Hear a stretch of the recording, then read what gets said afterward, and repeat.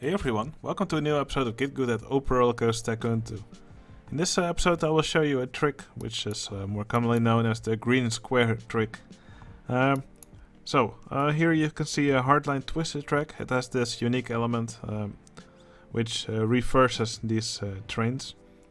And basically how it reverses this train is that at this point it will actually choose a different sprite for the train, which is the backwards version of this train. So this works for the hardline twister because it has a sprite for that particular vehicle. But now you might be wondering what happens if we do this for a different kind of vehicle. So I will use the show vehicles from other track types cheat, and let's go with a different kind of train. Let's go with the air-powered vertical coaster trains. So these trains actually have several different cars. So yeah, you will see what happens if one of these trains moves through one of these elements. So let's look what happened. And now if you look what happened, the front part of the train actually got transformed into one of the back parts of the train, so one with seats, and all the cars with seats have been transformed into the nose of the vehicle. So yeah, I think this is a pretty interesting trick, and some people have already used this to make conveyor belts with dirt, something like that. So this could be one way to use this. You could also just split off the front vehicle or make a really long train to make a conveyor belt, stuff like that. But this is not the most interesting use of this trick. So let's now see what happens if we use a vehicle that only has one kind of sprite. So for example, we could use the wooden coaster. It only has one type of car. There's no difference between all the cars. So let's lead it through this element and then see what happens.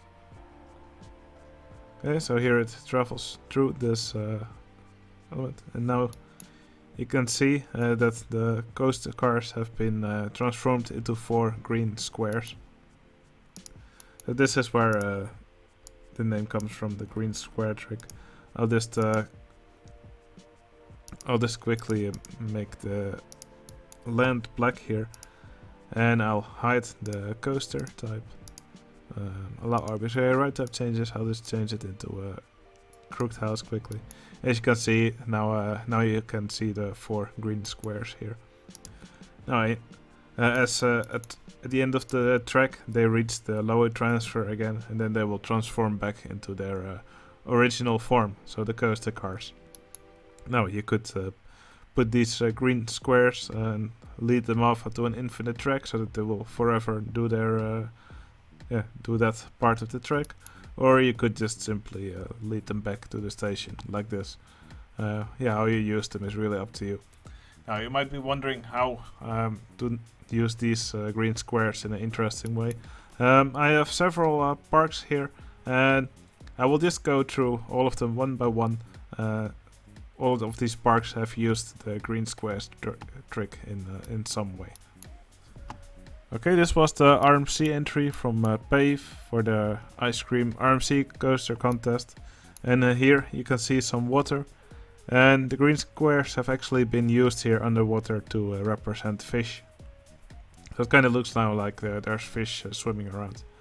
This is the thing these green squares are mostly used for in entries. Okay, this was the entry from Jens J for the ride recreation contest, and he actually used it here for a tornado to represent wind. So he made this big structure of coaster track, and there's all these green squares flying around just to add some movement to it. So yeah, if you have a park and you, for example, want to have some wind, then you could definitely do something like this. And if you're even more bold, you could, for example, use a palette that changes the green into pink, and then make like a cherry blossom wind, something like that, just to give an example. Okay, here's the park that I made for the multi-dimension coaster contest, and here I used these green squares to actually make the stars that move in the background, just to make it look like this space station is actually moving through space. If we hide the scenery, you can actually see part of the track here. Here you can see all these monorail cycles. Well, yeah, you could also use coaster cars. I use monorail cycles here, and here they go through one of those transfer elements, and then here they all show up above these blocks as these squares. And because I used a palette that changes the grass color into white, that's why these squares also all show up as white instead of green. Now, there's one downside to using these blocks. That's because they're quite noisy. So let me quickly turn on the sound effects.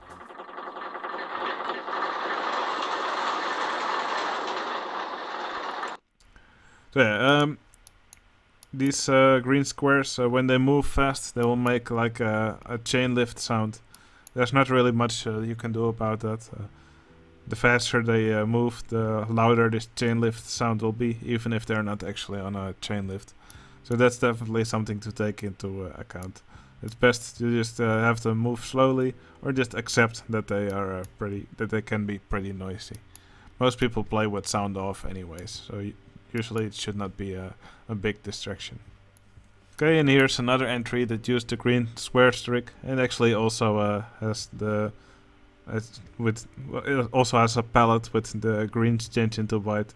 Here it was used to make a Pong game between Amy and Dirklink. So it is just another way you can use these green squares, but you can probably think of many more ways to actually use these. So yeah, I suggest playing around with these green squares. I think they can be a really nice way to add certain effects to your park. The ways you can use these are just endless. But yeah, just be aware that they can be a little bit noisy at times, especially if they're moving around very fast. Alright, I hope you enjoyed this tutorial. I hope it will be useful for you, and I'll see you again in the next video. See you later.